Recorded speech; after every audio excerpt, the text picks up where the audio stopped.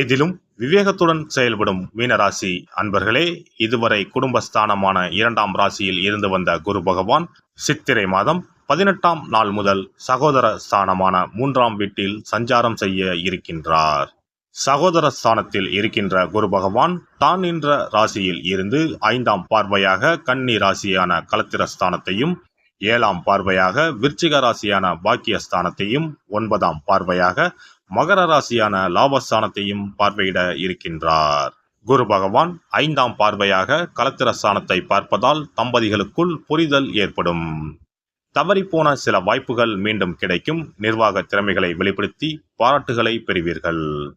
அயல்நாட்டு வேலை வாய்ப்புகளில் இருந்து வந்த தாமதங்கள் விலகும்.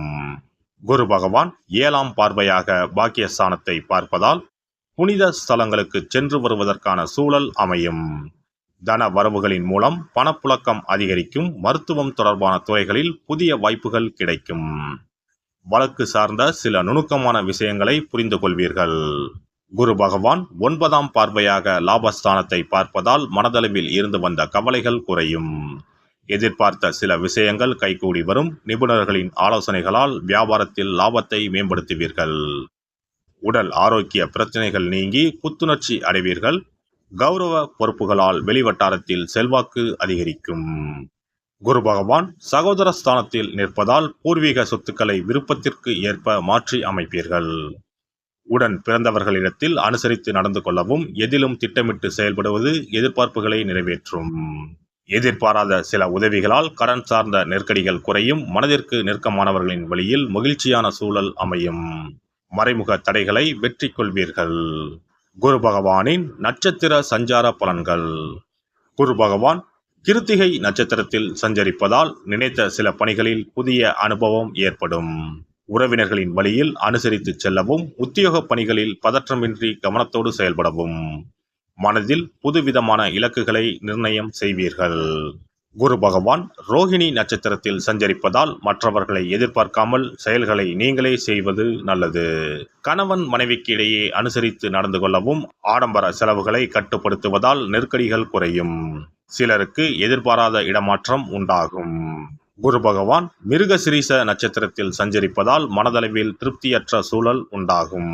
உயர் அதிகாரிகளிடத்தில் அனுசரித்து நடந்து கொள்ளவும், வெளிவட்டார தொடர்புகளில் நிதானத்தை கடைபிடிக்கவும், குடும்ப உறுப்பினர்களிடத்தில் அனுசரித்து செல்லவும். குருவின் வக்கரகால சஞ்சாரத்தின் போது உறவுகளின் வழியில் புரிதல் ஏற்படும். மற்றவர்களின் தனிப்பட்ட செயல்பாடுகளில் தலையிடாமல் இருக்கவும், சுபகாரியம் தொடர்பான பயணங்கள் மேம்படும். பூர்வீக சொத்துக்களை மாற்றி அமைப்பதற்கான வாய்ப்புகள் உண்டாகும். பெண்களை பொறுத்தவரை புதிய நபர்களின் அறிமுகம் கிடைக்கும். தம்பதிகளுக்கிடையே ஒற்றுமையும் நெருக்கமும் அதிகரிக்கும். மனதில் நினைத்த பணிகளை செய்து முடிப்பீர்கள். உடல் ஆரோக்கிய பிரச்சனைகள் கட்டுப்பாட்டுக்கு வரும். புதிய துறை சார்ந்த தேடல்கள் பிறக்கும். தந்தை வழியில் இருந்து வந்த வேறுபாடுகள் நீங்கி ஒற்றுமை அதிகரிக்கும். மாணவர்களுக்கு மேன்மையான சூழல் உண்டாகும். போட்டித் தேர்வுகளில் ஈடுபட்டு வெற்றி வாகை சூடுவீர்கள். ஆராய்ச்சி கல்வியில் எதிர்பார்த்த முடிவு கிடைக்கும். வெளியூர் மற்றும் வெளிநாடு சென்று படிப்பது தொடர்பான எண்ணங்கள் கைகூடி வரும்.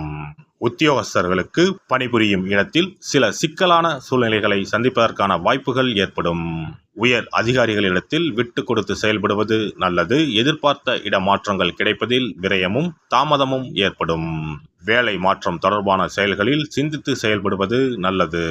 வியாபாரிகளை பொறுத்தவரை வியாபாரம் நிமித்தமான அலைச்சல்கள் அதிகரிக்கும். கூட்டாளிகளிடத்தில் அனுசரித்து செல்வது நல்லது. எதையும் சமாளிக்கும் மனப்பக்குவத்தால் போட்டிகளை வெற்றி கொள்வீர்கள். மறைமுக தடைகளால் கிடைக்க வேண்டிய சில வாய்ப்புகள் தாமதமாக கிடைக்கும். அரசு வழியில் எதிர்பார்த்த உதவிகள் சாதகமாக அமையும். கலைத்துறையில் இருப்பவர்களுக்கு அனுகூலமான சூழல் உண்டாகும். உடன் இருப்பவர்களின் ஒத்துழைப்பால் புதிய வாய்ப்புகள் கிடைக்கும். மூத்த கலைஞர்களின் ஆலோசனைகள் நல்ல மாற்றத்தை ஏற்படுத்தும். திறமைக்கு உண்டான பாராட்டுகளும் மதிப்புகளும் கிடைக்கும். அரசியல்வாதிகளுக்கு கட்சி தொடர்பான பயணங்கள் அதிகரிக்கும். உயர்மட்ட அதிகாரிகளின் எண்ணங்களை புரிந்து கொள்வீர்கள். வரவுகளில் இருந்து வந்த தாமதங்கள் விலகும். குடும்பத்தில் உள்ளவர்கள் இடையே ஒத்துழைப்பு கிடைக்கும். நடைபெற இருக்கின்ற குரு பெயர்ச்சியால் உயர் அதிகாரிகளின் ஒத்துழைப்பாலும் சேமிப்புகளின் மூலமாகவும் முன்னேற்றத்தை உருவாக்குவீர்கள். புதிய தொழில்நுட்பம் சார்ந்த விஷயங்களில் சற்று கவனத்தோடு இருப்பது பயனற்ற விரயங்களை தவிர்க்கும். வெள்ளிக்கிழமை தோறும் மகாலட்சுமியை வழிபாடு செய்து வர முயற்சிகளில் இருந்து வந்த தடைகளும் மனக்குழப்பமும் நீங்கி தெளிவுகள் பிறக்கும். இனி குரு பகவானின் அருளை பெறுவதற்கு வியாழக்கிழமையில் எப்படி விரதம் இருக்க வேண்டும் என்பதனை பற்றி காண்போம். குரு பகவானின் அருள் இருந்தால்தான் வாழ்வில் மங்கள காரியங்கள் தடையின்றி நடந்து கொண்டே இருக்கும். இவரின் அருளை பரிபூர்ணமாக பெற வேண்டும் என்றால் அவருக்குரிய வியாழக்கிழமையில் விரதம் இருந்தாலே போதும்.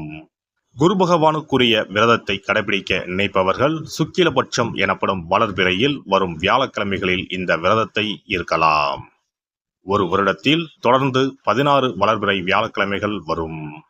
இந்த நாட்களில் விரதம் இருந்தால் எண்ணற்ற பலன்கள் கிடைக்கும். 3 ஆண்டு காலம் இந்த விரதத்தை கடைபிடித்தால் குரு பகவானின் பூரண அருள் வாழ்நாள் முழுவதும் கிடைக்கும். வியாழக்கிழமை விரதம் இருக்கும் முறை. வியாழக்கிழமை அன்று அதிகாலையில் எழுந்து குளித்து மஞ்சள் நிற ஆடை அணிந்து உறுதியாக விரதம் இருக்க வேண்டும். அருகில் உள்ள கோவிலின் நவகிரக சன்னதிக்கு சென்று குரு பகவானுக்கு சந்தனம், மஞ்சள் போன்றவற்றை கொண்டு அபிஷேகம் செய்ய வேண்டும். பிறகு குங்குமப்பூ கலந்த பசும்பாலை கொண்டு குரு பகவானுக்கு அபிஷேகம் செய்து வழிபட வேண்டும். மஞ்சள் நிற பூக்கள் சாற்றி மஞ்சள் நிற இனிப்புகளை நைவேத்தியம் செய்து வழிபட வேண்டும். மாலை நேரத்தில் மஞ்சள் நிற இனிப்புகள், ஆடைகள் போன்றவற்றை வறுமை நிலையில் இருப்பவர்களுக்கு தானமளிப்பது நல்லது. இரவில் உப்பு சேர்க்காத உணவை சமைத்து சாப்பிட்டு வியாழக்கிழமை விரதத்தை நிறைவு செய்யலாம். குரு பகவானை வழிபடும் முறை. குரு பகவானுக்கு தேங்காய் எண்ணெய், நல்லெண்ணெய், நெய் ஆகிய 3ஐயும் கலந்து விளக்கேற்ற வேண்டும். குரு பகவானுக்கு ஏற்றப்படும் விளக்குகளின் எண்ணிக்கை 11 அல்லது 21ஆக இருப்பது சிறந்தது. குரு பகவானுக்கு பிடித்த மலர்கள் முல்லை, மல்லிகை. ஆகையால் அவருக்கு முல்லை அல்லது மல்லிகை மாலையை அணிவித்து கொண்டை கடலையை படைத்து வழிபடுவது சிறந்தது. வியாழக்கிழமை தோறும் சிவன் கோவிலுக்கு சென்று குரு பகவானுக்கு அர்ச்சனை அல்லது கற்பூர ஆரத்தி செய்து வணங்கி வருவது நல்லது. ஆலயங்களில் நவகிரக மூர்த்திகளிடையே உள்ள குருவுக்கு வியாழன் அன்று கொண்டை கடலை மாலை சாற்றி முல்லைப்பூ, சாமந்திப்பூ மற்றும் மஞ்சள் நிற மலர்களால் அர்ச்சித்து வழிபடுவது நன்மை தரும்.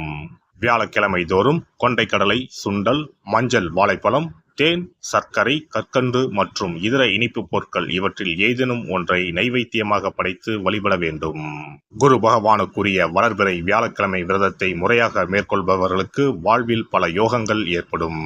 சரியான காலத்தில் திருமணம் நடக்கும். ஜாதகத்தில் குரு கிரக தோஷம் இருப்பவர்கள் இந்த விரதத்தை கடைபிடித்தால் தோஷங்கள் நீங்கும்.